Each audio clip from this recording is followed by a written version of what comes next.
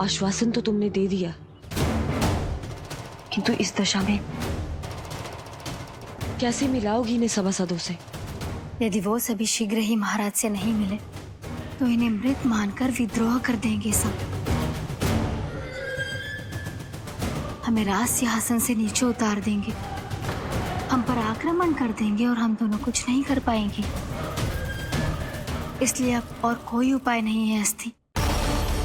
हमें किसी भी तरह इन्हें इस कक्ष से बाहर निकलने के लिए मनाना ही होगा।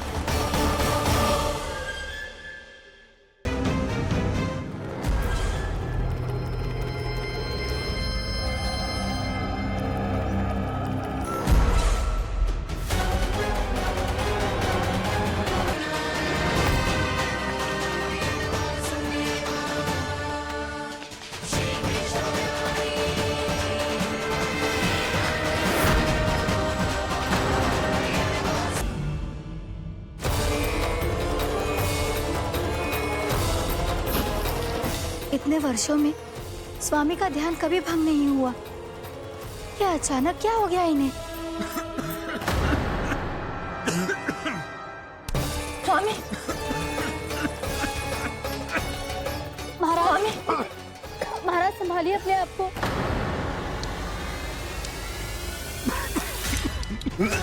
दरबार में वचन दे चुकी हो कि सबके समक्ष इन्हें लेके आओगी, किंतु इस स्थिति में ये होगा कैसे?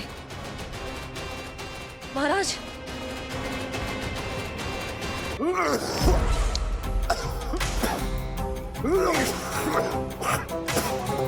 महाराज, महाराज ये क्या हो रहा है आपको?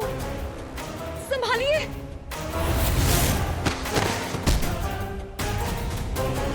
आपको क्या हुआ है महाराज?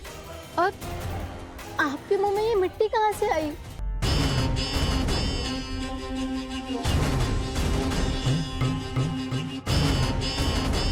महाराज, दरबार में आप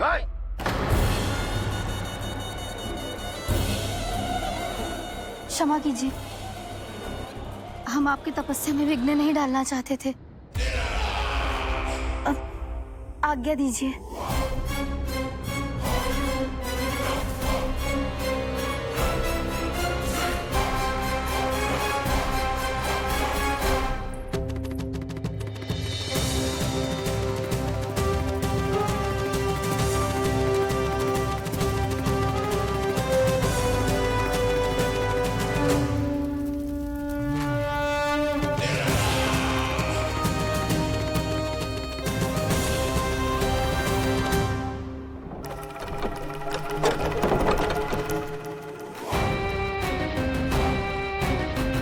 महाराज की स्थिति ऐसी नहीं है कि वो किसी से भेंट करें, और ना ही वे स्वयं किसी से भेंट करना चाहते हैं। अब हम क्या करेंगे?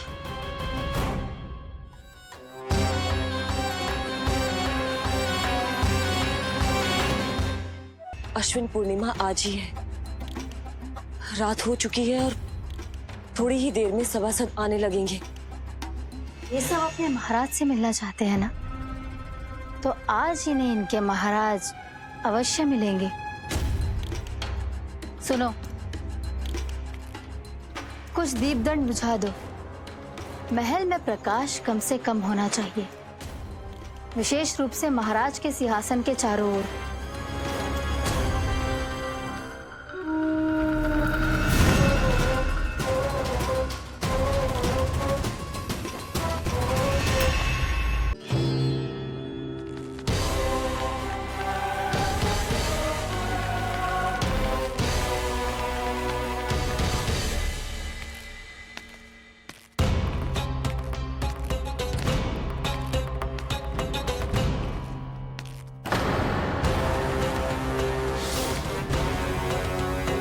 लगता है हमारे साथ आज भी उपहास होने वाला है।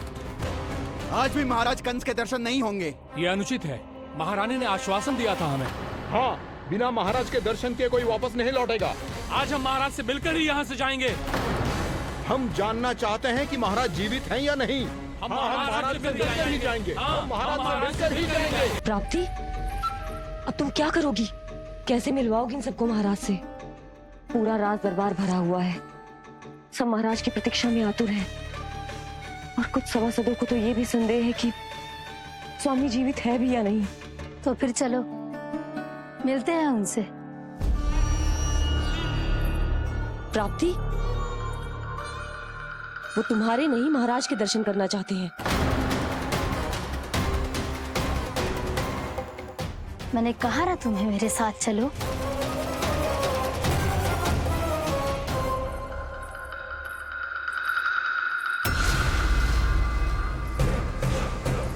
छल है ये।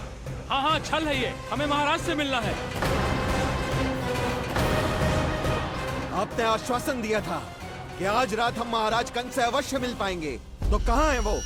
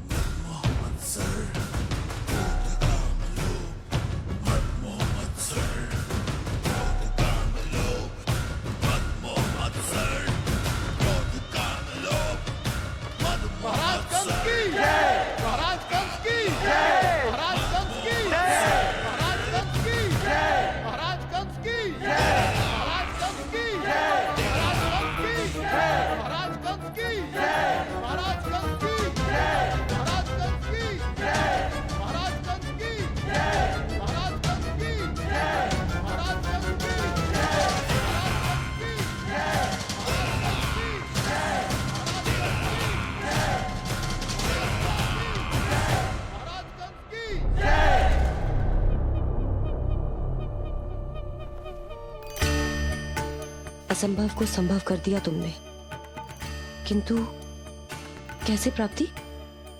मैंने कहा था ना, ये सब महाराज से मिलना चाहते हैं, तो इन्हें इनके महाराज अवश्य मिलेंगे।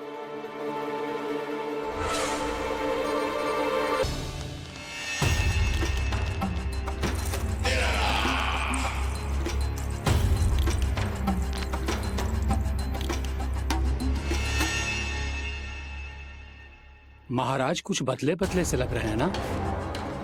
संभव है कई वर्षों की तपस्या के कारण ऐसा लग रहा हो। अश्विन पूर्णिमा की रात जब सब लोग चंद्रदेव के दर्शन के लिए व्याकुल होते हैं, आप सब मेरे दर्शन के लिए तड़प रहे थे। और वो तड़प इतनी थी कि उसने मेरी तपस्या, वर्षों की तपस्या भंग कर दी। वैसे ये तपस्या मैं किसके लिए कर रहा था? आप सभी के लिए, ताकि आपके महाराज और शक्तिशाली हो जाएं और उस विष्णु अवतार का वध कर सकें। फिर मेरी महारानियों ने मुझे बताया कि मेरा एक भक्त ऐसा भी है जो मुझसे मिलने के लिए इतना व्याकुल है कि उसके बारे में जानकर मेरे मन में उससे भेंट करने की इच्छा जाग उठी।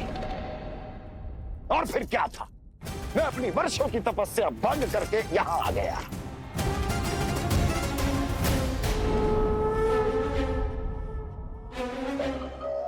तो बताइए, कौन है वो मेरा विशेष भक्त?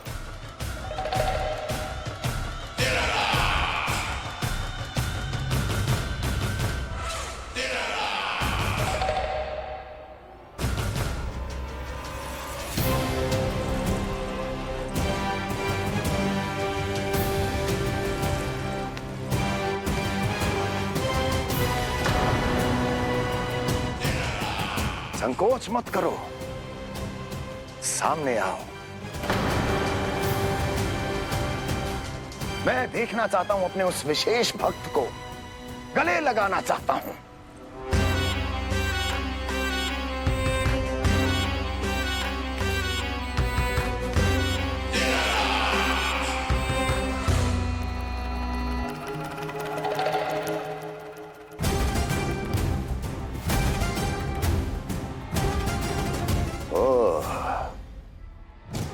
अक्लासुर, तो तुम हो मेरे वो विशेष हितैषी।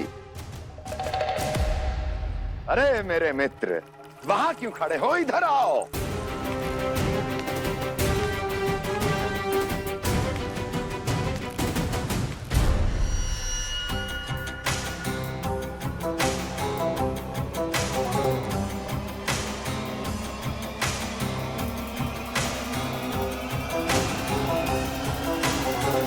मुझे देख लिया ना अच्छे से अकलासुर, अब पहचान भी लो।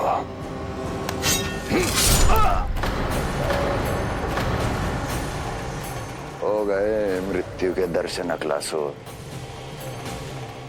संतुष्ट होना।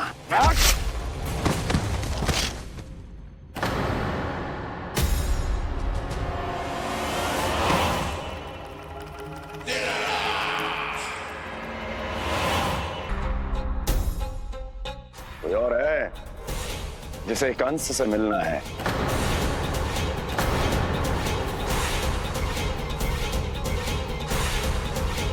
यदि अगली बार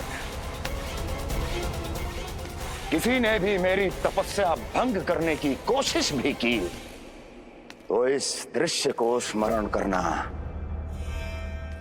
और स्मरण रखना, कोई भी मेरी महारानियों से प्रश्न करने का दुस्साहस नहीं करेगा।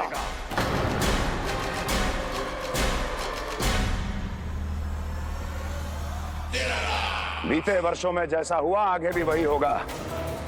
मेरी अनुपस्थिति में सारे आदेश मेरी महारानियां देंगी और तुम सब उनकी आज्ञा का पालन करोगे, वो भी शीश झुका के।